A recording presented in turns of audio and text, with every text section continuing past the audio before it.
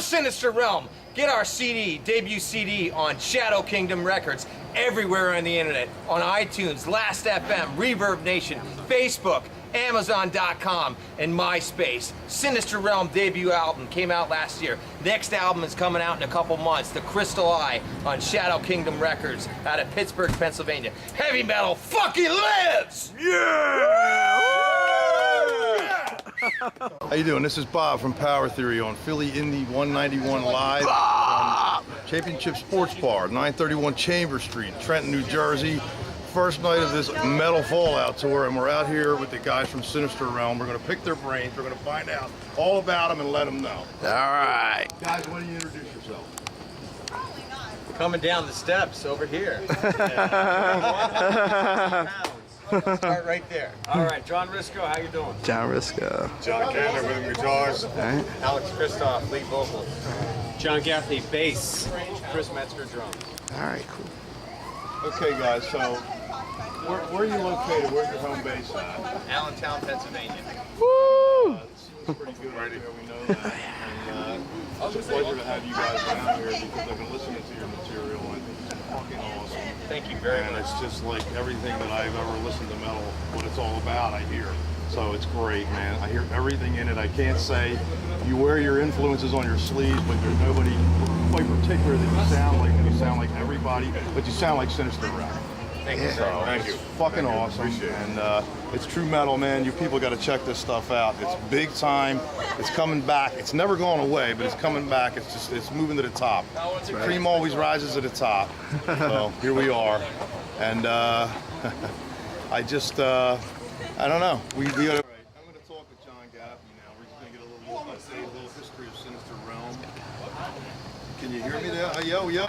Okay. I'm going to talk to John Gaffney next, and we're going to get a little bit of the history of Sinister Realm and when it started, you know, the whole project started, and how long you've been together, what's on the future horizon, what's coming up. Sinister Realm started in the summer of 2009. It was me and our original drummer, Darren McCloskey. And we were just recording some demos, some songs just for fun. And we added Alex in, and we recorded a 4-song demo. And with the 4-song demo, we landed up getting picked up by a record label out of Pittsburgh called Shadow Kingdom Records. And we added all the rest of the guys into the group, John, and Chris. And it was actually 1 year ago this weekend that we played our CD release party. So our CD's been out for pretty much about exactly a year. Happy anniversary. Thank you very much. All right. We're getting ready to go into the studio in November, and we're going to be cutting new tracks. Album number 2, it's going to be called The Crystal Eye, and it's going to be more of the same, traditional metal in your face, and we're looking forward to it, and we're going to be playing out all over the place. Coming up supporting the CD, we're going to be playing a metal festival in Milwaukee in June and doing some East Coast, Midwest dates around that. And we're here tonight in Trenton, New Jersey, ready to bring metal. 919! All right, this is Bob from Power Theory on 191 Live again. Bob! Welcome to John Gaffney from Sinister Realm and all the rest of the John! Sinister Realm. Sinister Realm. What was the motivation and the process for writing the songs? You know, I mean, some of the tracks and the lyrics that I've listened to are pretty like machine gun and stuff like that. It just like makes my dick hard when I listen to that guy. No homo. No homo. No homo. That's why I play too. You know? Sure, just traditional. Metal hard. Makes his dick metal hard. I've always been a fan of traditional metal. That's what I grew up on. Maiden, Priest, Sabbath, Dio, Ozzy. I always wanted to do something like that, and so It's the real metal. It's He met me, and it just took off from there. All right. that's right. So, yep. So, and how many tracks are you guys looking at for the new album that you're going to be starting in November? The new album's going to have 8 or 9 songs on it. There's a couple of longer songs on it, so it's going to clock in probably in the 45 to 50 minute range. There's a couple of long songs on it. That's why it's only going to be like 8 or 9 songs.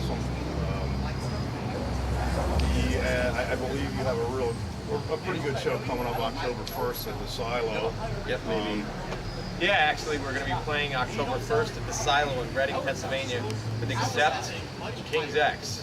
And you're going to be playing the after party right upstairs in the balcony bar. We're looking forward to that. It's going to be fun. A good friend of ours, Mr. Sam Eunice, is promoting the show and arranged that show because he's personal friends with the new singer of Accept. And they're doing very well. They just got off a tour with AC/DC in Germany and all over Europe, and they're going to be coming through the Valley, or the Reading area, and we're going to be opening up, and we're actually playing with them after the show in the upstairs balcony at the Silo on October 1st, so it's going to be fun. Looking forward to that. That's great. And so, anything in between November studio and that show, or is it just basically going to be getting in and working and nailing down the stuff to Kind of, we have another keep local. the budget down? So Yeah, well, we have another local show in Allentown on October 15th at a place called Lupo's. But then pretty much November, we're just going to concentrate on recording the CD. Hope to have the CD out early next year, maybe like March or something. Have our CD release show in April, you know. By the way, So it's we gonna are be big bang boom then. we are going back to Brian Anthony's studios in Northampton, Pennsylvania. Yeah, that's where Who we also recorded did the first the CD. Damn Dirty Apes, recorded their CD there. It's absolutely phenomenal. And look who I found. Look who happened to What? I didn't know you guys were out. cohort Dave Santini, the great Santini. How y'all doing? All right. Should bow down to Sinister Realm. All right. Llama Llama, whatever. Again, like you know, I don't know how the hell we came up with our name, but you know, it just happened. How did you guys? It Man, definitely it's- fits. we- Definitely fits. We struggled for a while. I was trying all these different names. It's like every name I thought of. As soon as I thought about it, I'd run to the computer and go, okay, nobody else could have this name. I'd look and like, oh shit, there's like 500 bands that have. So I was going crazy, and we looked in a Terrorizer, if you know the magazine Terrorizer. And there was Which we got reviewed in, by the way. yeah, they did a 9 out of 10. Really? PowerMetal special, and it said metal bands like to sing about, I don't know, you know, witches, castles, and sinister realms. And I thought, Sinister Realm, that's it. But I thought it has to be, somebody has to have taken that name. Ching. And I went and I looked, and nobody had used that name. I was just absolutely amazed. There was no metal. Yeah, there was no metal band that had used that name. So I thought either that's the greatest name in the world or it's the worst name in the world because no one else used it. But I thought it fits perfectly. I wanted a name. I'm a big horror movie fan, so like 70s horror movies and stuff. So I wanted something that had kind of like a creepy horror movie vibe to it, yet still sounded 80s metal. I didn't want people to confuse us and go, what is this band about? So Sinister Realm to me just screamed 80s metal.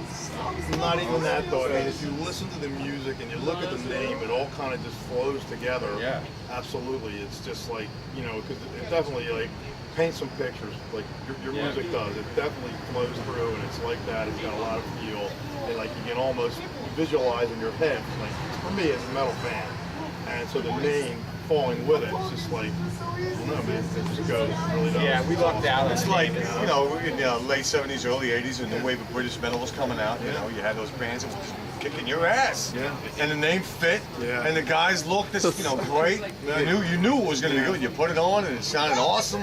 Yeah, You know, we're trying to- absolutely, man. It's just The John Gaffey project was never in the running as a plan.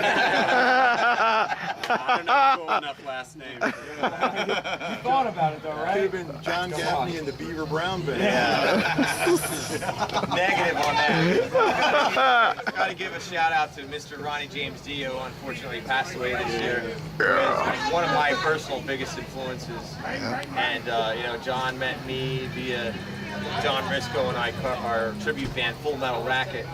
And, you know, he contacted me and said, hey, you know, why don't you sing heavy metal? And he sent me a message on MySpace, and I was like, who in the fuck is this guy? You know what I mean? And then I met him, and I talked to him, listened to the songs, the rough demos, and I was like, you know what? That could be some real kick-ass stuff. And here we are, you know what I mean? It's like a year later, we've gotten reviews from all over the world, and 98% of them have been very, very good. We're very lucky because we've been really hustling and busting our ass. It's back to the roots of heavy metal. When Singing, it was good, writing songs. when it was great. And for us, it gives us a boost because we know that there's bands out there that are doing what we're trying to do. Strong melody lines, great rhythms, good guitar work. It's like it's never going away. Whatever happened to the solo? These guys do it. Yeah, I know, that's what I mean. Like, We were talking about that earlier. I guess it's just so much easier not to. Whatever happened to the singing? Singing, exactly. Practice skills for nothing. And it's great, man. It's been a pleasure to meet you guys and hang tonight and talk. And, it's just, I can't wait for the set, man. I'm fired So up. if you like Fired Priest, up. Dio, Iron Maiden, you'll love us. I love us. Back in. So she. That was a one-time only thing. Global 191.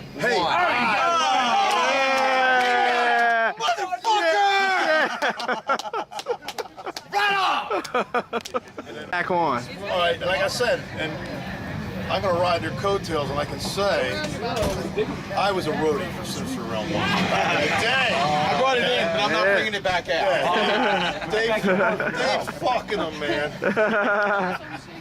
But Athena from 191 Global Internet Radio, awesome. She is. She met us actually at the Lizzie Borden show. I met her via YouTube because I went on YouTube, excuse me, just to check out, see what was going on. I look at that periodically. Oh, I remember you guys. There it is. You know what I mean? Yeah. Guys. Fuck yeah. Contacted her via YouTube, and she's like, "Hey, I'm a promoter. I thought you guys were on tour with Lizzie Borden." I'm like, So did I. I was like, Allentown. We're a bunch of dirty rock and roll guys. You know what I mean? A bunch of dirty rock and roll guys. oh And she God, was like, that's holy the, shit. Yeah. I want to do this, this, and this, and here we are tonight. Hopefully things are going to work Playing some out. dirty rock and roll. Dirty rock and roll. And Athena has been very supportive to us. Actually, the first physical meeting with her tonight. And she really likes the band, and we're really excited about some ideas that she has about possibly actually going to Germany in the summer with Power Theory. Power Theory. Woo. Baby, it's coming back. That's right. We're going to Wisconsin to get some cheese, and to Chicago and Ohio and Pittsburgh. We're gonna go to freaking Germany. Fucking Germany. All right. We're gonna rock their asses off. Damn right. All right. This is MCDS signing off for Indie 191 Live. Thank you, Sinister Realm and Power Theory. Metal forever.